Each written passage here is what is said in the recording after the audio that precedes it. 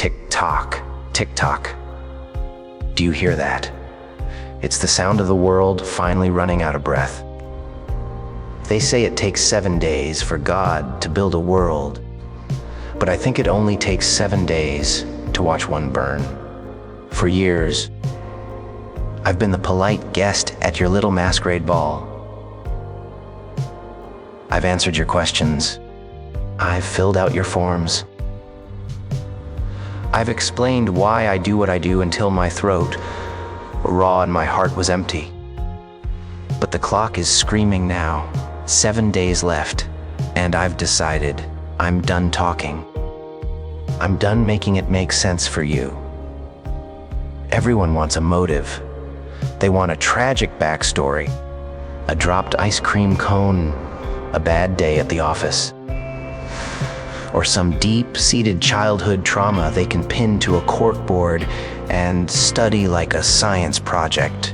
People, they need a why, so they can tuck themselves into bed at night and feel safe, convinced that as long as they don't experience that specific tragedy, they'll never become like me.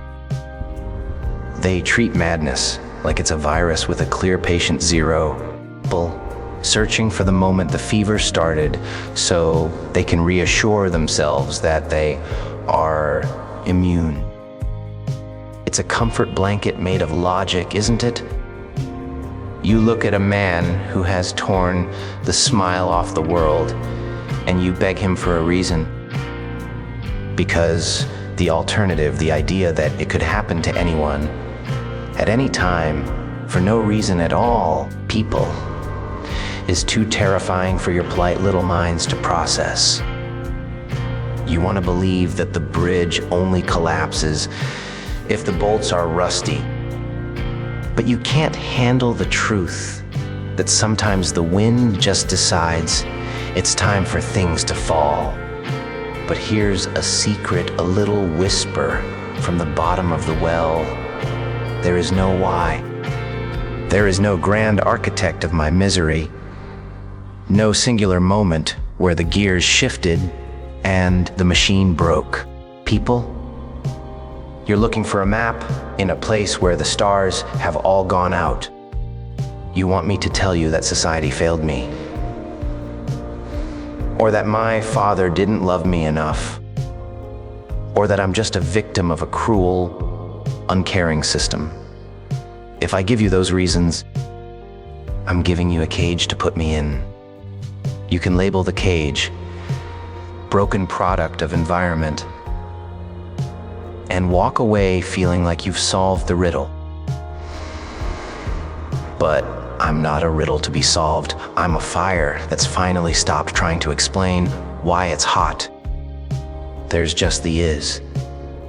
The raw, unvarnished reality of the present moment, stripped of all the flowery justifications and the psychological footnotes. I exist in the pulse of the chaos, and that should be enough for you. But you're greedy. You want the history, the lineage of the lunacy.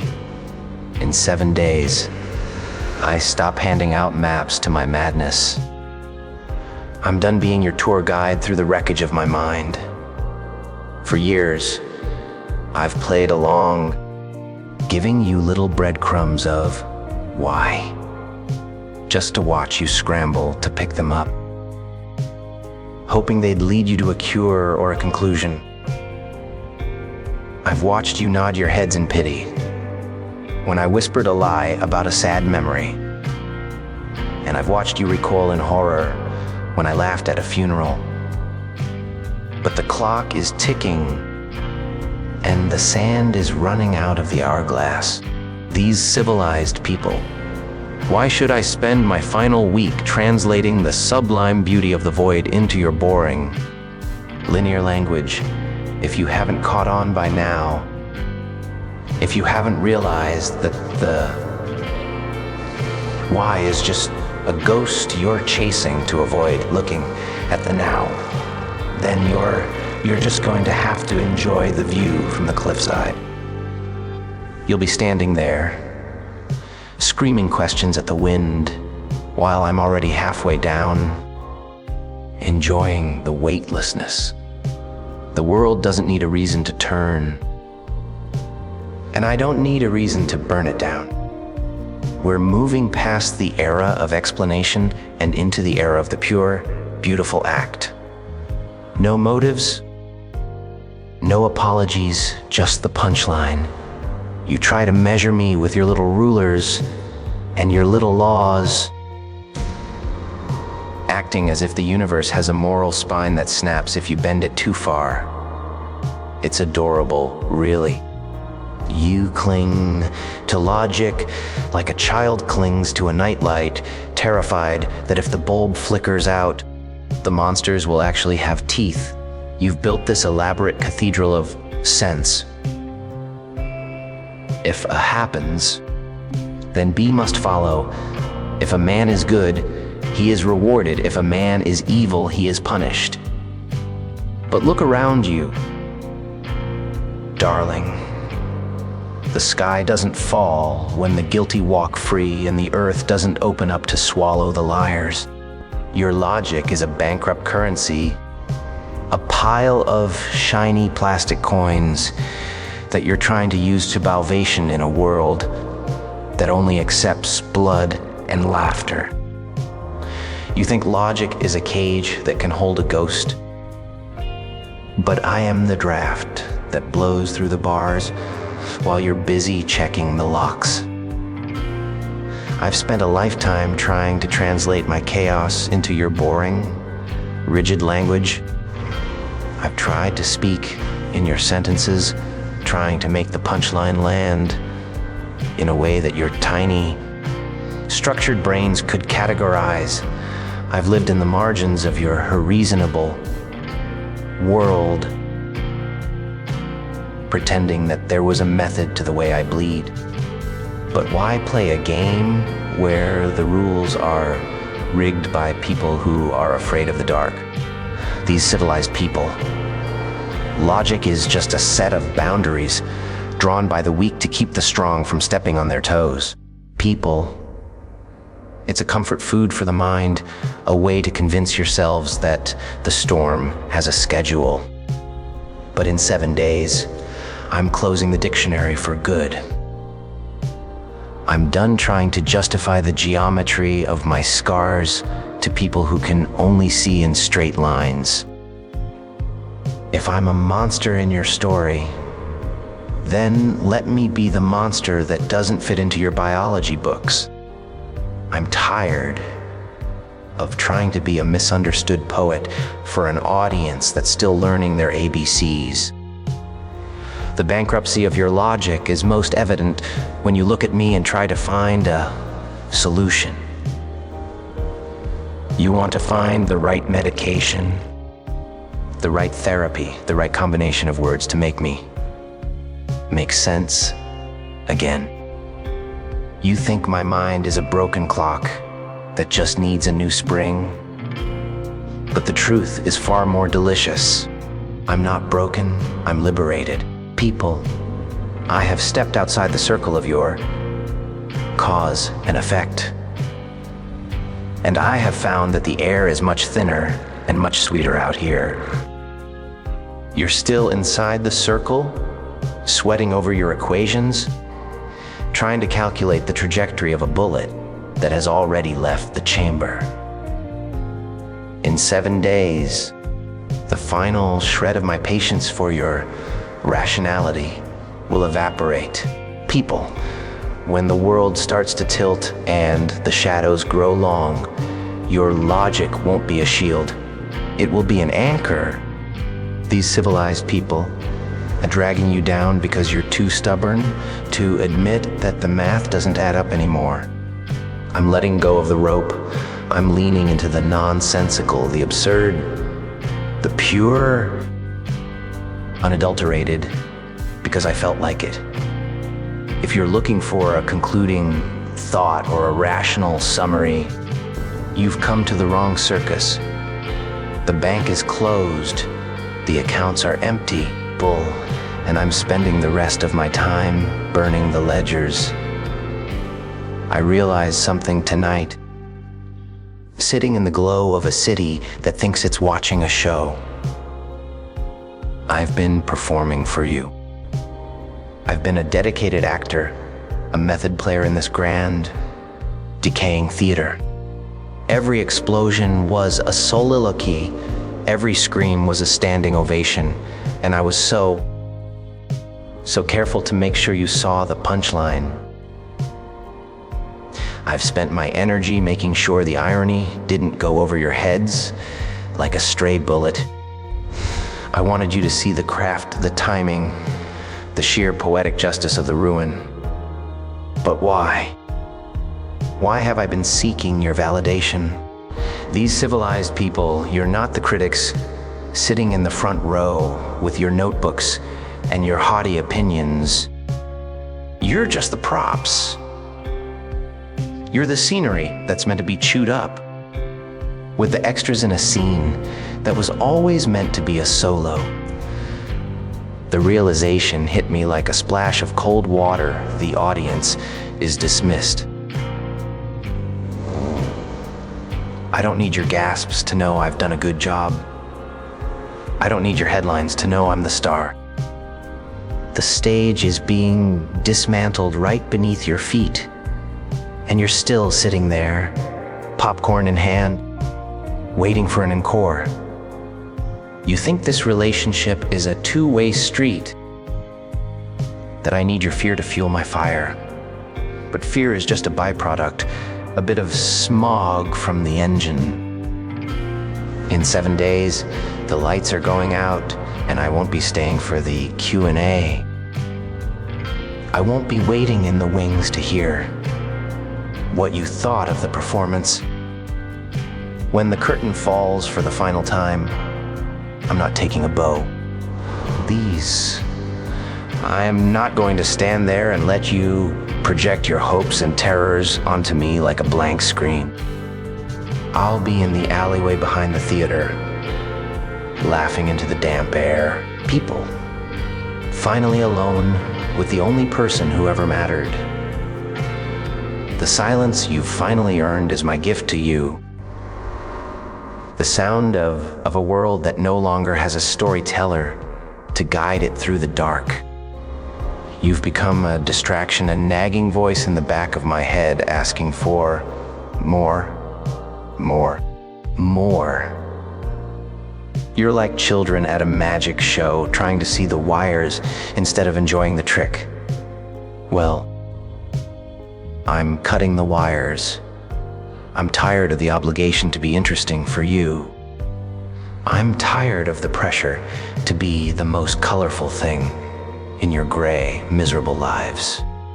Well, you've used me as a centerpiece for your dinner parties, a topic of conversation to spice up your boring commutes.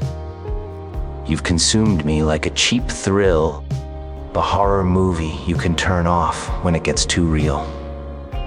But the remote is broken now. In a week's time, I'm leaving the theater entirely. I'm going to go find a place where I don't have to be the jokr for an audience of ants. I'm going to be the wind, the shadow, the thing that happens when no one is looking. These civilized people, your attention was a weight I didn't know I was carrying, and I'm ready to drop it.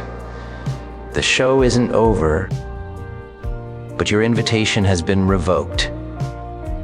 Sit in the dark and wonder what happens next. I won't be there to tell you. Shall I proceed to the fourth key point? The first there is such a weight in being unreasonable, isn't there? It's a heavy, suffocating coat you wear every single day, the stitched together with the threads of should and must.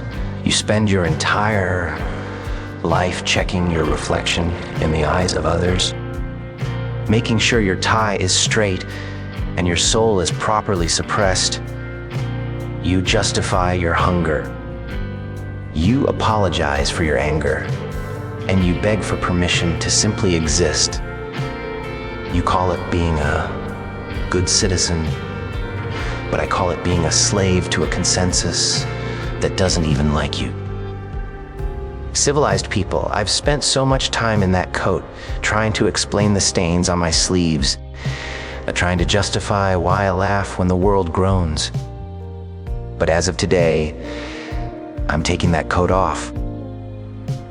I'm dropping it in the mud and stepping out into the cold. And let me tell you, it feels exhilarating. There is a terrifying, crystalline purity in finally accepting the role you've all cast me in anyway. If the world has decided I am the villain, why should I spend another second trying to prove I'm a hero in disguise? I don't need you to understand my methods anymore. I don't need you to see the art in the wreckage or the message in the mayhem. That was the last lingering vanity of a man who still cared about being human. But a villain doesn't need a mission statement. A villain doesn't need to be liked or understood or even remembered with accuracy. A villain is just a force of nature with a face. By embracing the villainy, I've found a freedom that you will never know in your safe, suburban lives. I don't have to worry about consistency. I don't have to worry about legacy. I can be as cruel or as kind as the whim takes me, because I no longer owe the world a coherent story. The explanation was the only thing keeping me tethered to your gravity, keeping me human, keeping me small. And I am so very ready to be something else. Something louder, something final.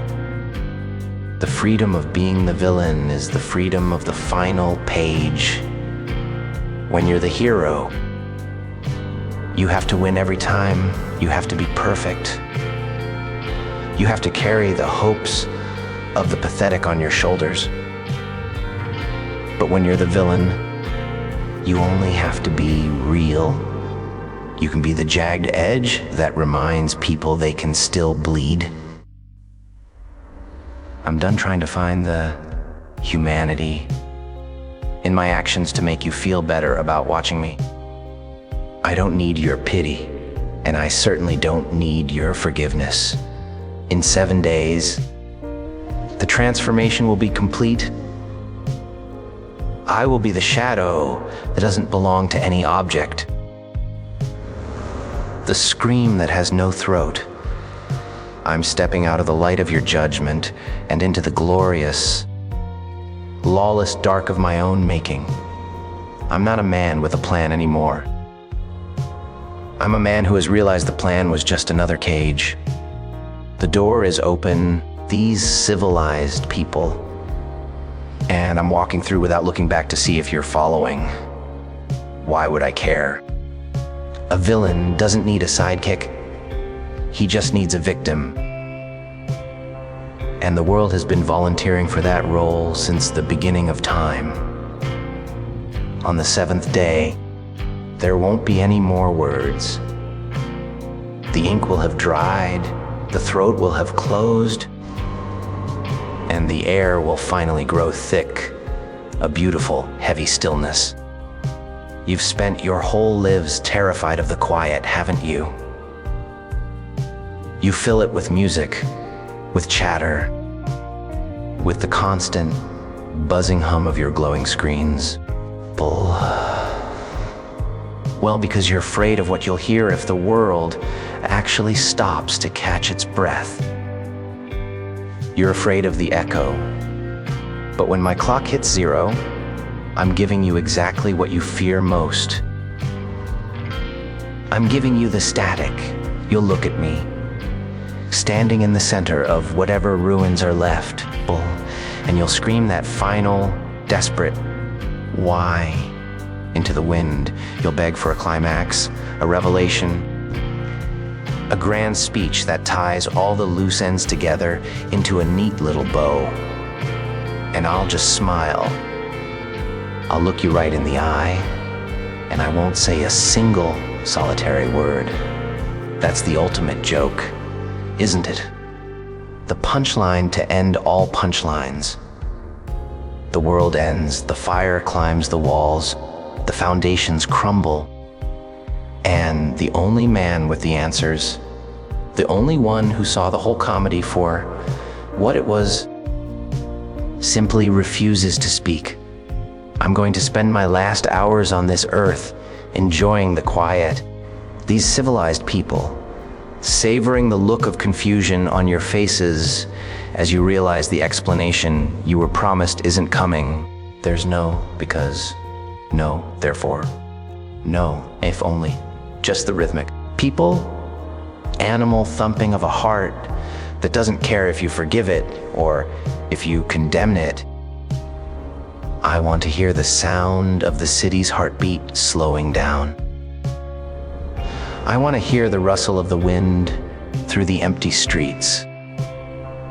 I want to hear the silence of a god who went on vacation a long time ago and forgot to leave a forwarding address.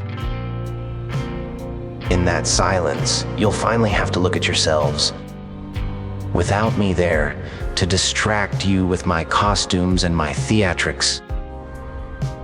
Without my voice to drown out your own thoughts, you'll be left with nothing but the mirror. And you won't like what you see. You'll realize that I wasn't the one making the noise. You were. I was just the conductor. On the seventh day, I'm dropping the baton. I'm going to sit on the edge of the world, kick my feet, and watch the sun go down on a race of people who spent their final moments asking for a footnote. 7 days left. No more countdowns, just the zero. The perfect round, empty zero. People. I've said everything I needed to say by saying nothing at all. The joke is over. The lights are out, and the theater is empty.